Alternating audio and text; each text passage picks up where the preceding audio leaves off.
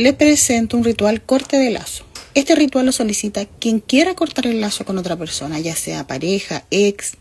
No es para cortar entre la pareja y la suegra, entre la pareja y el amante. No, ese tipo de ritual es otro. El corte de lazo siempre es un lazo que tú no puedes cortar o no puedes dejar o soltar. Si ustedes ven que esta vela está así como mal pegada, por ejemplo, es porque ya las he parado 2 veces. Primero se cayeron apagadas ambas, después se cayó una y después se cayeron incluso ambas encendidas. Ya nos demuestra una resistencia en cortar el lazo. Ya, eso lo quiero explicar y vean la diferencia entre un corte de lazo y un ritual de separación o un ritual de corte y distanciamiento. Es diferente. El corte de lazo lo solicita siempre quien quiera cortar el lazo. No lo puede solicitar terceros, por ejemplo. Es que yo quiero que él se separe de la señora porque no la quiere. No.